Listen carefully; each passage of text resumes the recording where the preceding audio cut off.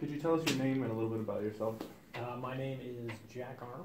I am an associate professor of psychology here at McDaniel College. How long have you been here? This is year 8. How long have you been associated with cognitive science? So, starting as an undergrad in '02, I think, '01 was when I took my first cognitive psychology course. And then, of course, I went to graduate school at the University of Arkansas. I worked with Dr. Jim Lampinen, specialization in human memory, specifically memory editing mechanisms and false memory. Have you heard of neurolaw? I am somewhat familiar with the concepts. What are your thoughts on it?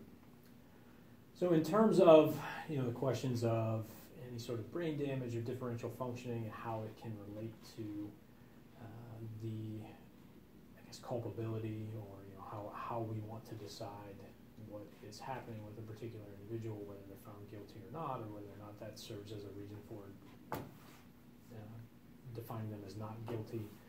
I think it comes back to a lot in terms of what your philosophy is on what the purpose of the judicial system is. If you think that the purpose is for rehabilitation, then maybe it's less of a concern of whose fault it is and more about how can we get this person help. So if they have some sort of major deficit to an area of their brain, do we need to figure out a way to train them differently? If it's not so much damage to the brain in the sense of lesioning in a particular area, but maybe there are issues with receptor sites for a particular neurotransmitter, then maybe we can treat that with medication. If your idea of the judicial system is to punish, then maybe we do need to think more about faults, especially punishment with the intention of deterring crime from that individual in the future, because maybe that's not going to be possible depending on the source of brain damage. But also deterring crime from others. I mean, that may still be something that can happen. So you have to really weigh all of those different intentions with why we put people through this system and what our intentions are long-term and short-term with that person and with the rest of society in general. If it's really a situation of this person's dangerous for any number of reasons, then maybe the idea of just having that person removed from society is the main goal. And in that case, again, the idea of who's at fault versus who isn't, and whether or not this is justification for not being at fault is a separate question. So it comes back philosophically to what you think, in my opinion, to what someone thinks the purpose of the judicial system is. Could you describe the difference between a CT, MRI, and PET scan?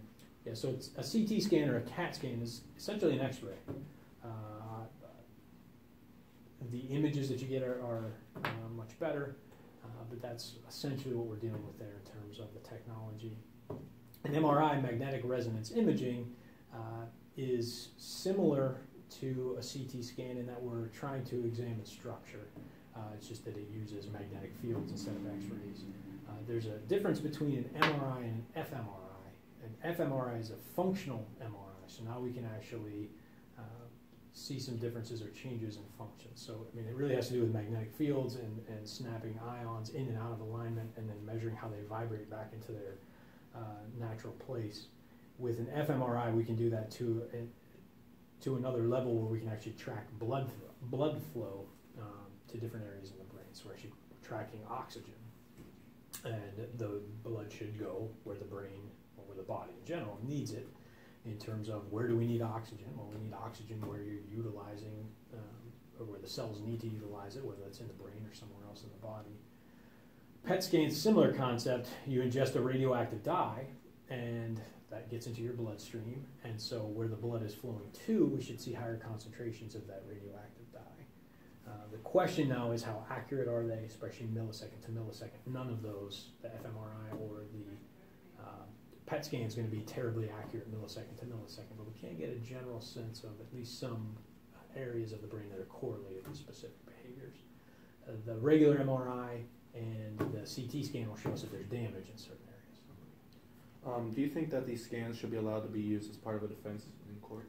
I guess potentially, and again, part of it comes back to what your entire intention is with the judicial system, and people have differing opinions on that. Is it good evidence or is it evidence that is justifiable? I would say that in some cases, yes. My main hesitancy would be that there are a number of issues with that type of research, full stop. And this is an issue in neuroscience, this is an issue in psychology, this is an issue that's now being measured in economics, this is an issue that's being measured in cancer biology, and some other areas are about to get slapped with this. Issues of replication. And what's happening is that we've got a lot of studies where people take lots and lots and lots of different scans, looking at different areas that associate with lots of different activities in an experiment. And what they're finding, there are some correlations, but because they're measuring so many different areas simultaneously, that the likelihood of them finding some correlation somewhere in their study is pretty high. And that creates an issue of we might have a lot of false positives in the literature. So until we have that cleared up, I would be a little hesitant with at least some of the correlational research. Now, in terms of structure, if we can see an entire portion of someone's brain is missing, that seems relevant to any number of discussions. But in terms of maybe there's a little less activation in one area versus another, there's so many individual differences in addition to the research being faulty in some cases that I would personally be hesitant to allow that. Do you think, based on your prior knowledge, do you think a defendant with brain damage should be prosecuted differently? Again, it goes back to, I guess, some of the stuff that I was saying earlier. What is the end goal? I mean, if the end goal is to really try and help this person, then who we're assigning guilt to and in which way we're assigning guilt, maybe that's not our main focus. If it's getting the person help, then that should be the focus in any case. If now the other side of the argument is that in order to get this person help, we have to find them guilty and we have to have the legal recourse to do that, then, I mean, again, that's what is someone's opinions in that case. Personally, I guess I would be open to it, but we'd have to understand why. What is the purpose of adding this to the situation? There are huge philosophical arguments still constantly about fate versus free will, and what is actually our fault versus isn't our fault. And some people want to make the argument that our learning history, all of our experiences leading up to this point, determine everything that we do. So if you go back to that point, then our learning history is what's going to lead us to committing a crime potentially. It's not that we're making some conscious decision. So again, it's always that trade-off of where do we want to draw that line. And in the case of specific types of brain damage, that might prevent people from thinking in a particular way, preventing a person from thinking in a particular way, but we're going to have to decide. When DNA was first introduced into the legal system, it really shook it all up. Do you think neuroscience could be like the next DNA? It could, and there's probably some other good parallels there too as well in terms of where we are with DNA testing now versus where we were 20 or 30 or 40 years ago. It may still be too early to introduce at least some of the evidence from neuroscience to really try and bring that out. The stuff that we see now in terms of neuroscience that's introduced into the fields of education is potentially harmful in that situation, and we don't have somebody's life riding on it. So we would just need to be very, very careful as to how we deal with this, and maybe think of it in terms of maybe that has an effect not on determining guilt, but maybe in terms of sentencing later on. Maybe instead of, if we see a particular type of brain damage or there's some issue with levels of a particular neurotransmitter, maybe instead of a particular sentence in prison, you have a similar sentence, but it involves some sort of treatment that goes along with it as well.